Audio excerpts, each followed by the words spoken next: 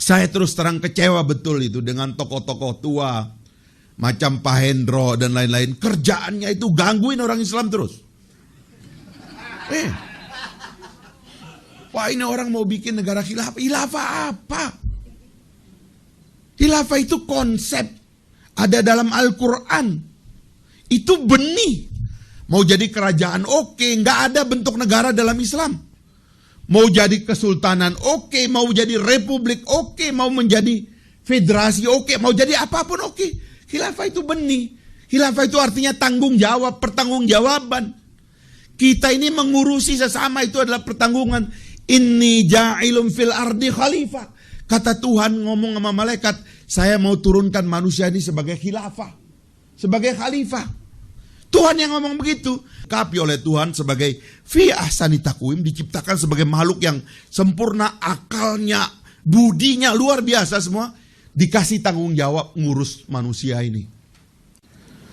Supaya manusia tahu bahwa ada konsepsi pertanggungjawaban di antara mereka. Dan terjadilah itu.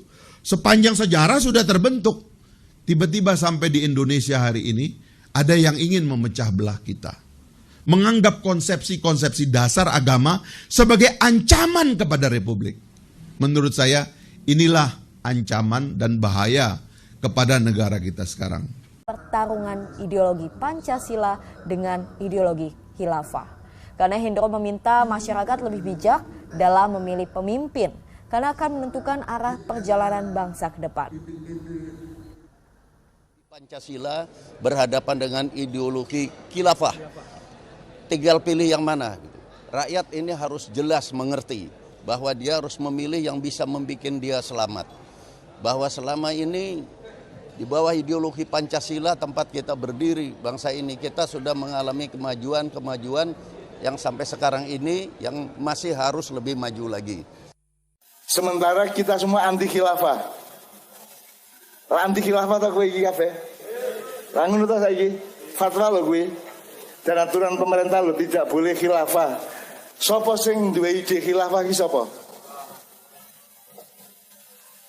Nabi Adam ini diinformasikan oleh Allah namanya apa fungsinya? Fungsinya apa? Aku menciptakan di bumi khalifah, betul enggak? Khalifah kuwi wonge pekerjaannya apa? Khilafah. Khilafah. Ya. Lah kok kowe anti khilafah? Kowe kafir apa muslim? Iya, saya kira bertumpu pada ketakpahaman baik dari pihak insider, pendukung khilafah itu sendiri, maupun pihak outsider, Bapak orang menilai luar. bahwa ketika memunculkan isu khilafah maka itu adalah ketidakpahaman. Kenapa? Ada kekeliruan pemahaman. Kalau tidak bisa disebut gagal paham. Gagal paham. Yang mana gagal paham dan kenapa? Mungkin Pak? kalau pandangan atau pemahaman saya, sebagaimana yang saya pernah sampaikan, pertama khilafah itu adalah ajaran Islam yang mulia. Disebut dalam Al-Quran, dalam Al-Hadith. Tentu dalam konteks tertentu gitu ya. Pertama khilafah yaitu manusia sebagai khalifatullah fil ard. Khalifah Allah di muka bumi. Itu wakil Tuhan di muka bumi untuk membangun bumi ini. Khilafah sebagai ajaran Islam adalah manusia sebagai pemimpin di muka bumi, bukan jin dan malaikat. Bukan pemimpin, sebagai wakil Tuhan di muka bumi. Sebagai wakil Tuhan di muka bumi dan ya, untuk membangun bumi. untuk membangun bumi. Dan Ya. pada waktu itu padanannya adalah jin dan malaikat. Ya, makhluk-makhluk Allah yang lain, Oke. jin, Bukan malaikat. kemudian secara politik membangun negara, Nah, kemudian ketika menjadikan satu dijadikan, dan menjadikan negara Islam. Misalnya iya, seperti itu, bukan ketika seperti itu? dipersepsikan sebagai lembaga politik ada perbedaan pendapat.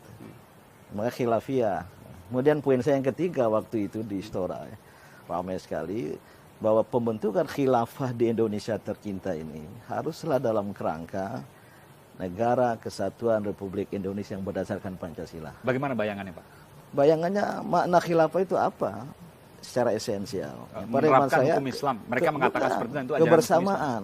Kebersamaan. Iya, kebersamaan sebenarnya kebersamaan kemanusiaan karena manusia sebagai khalifatullah fil ard, wakil Tuhan yang kemudian sesama muslim kebersamaan untuk melakukan pembangunan di muka bumi, untuk melakukan perubahan ke arah yang lebih baik.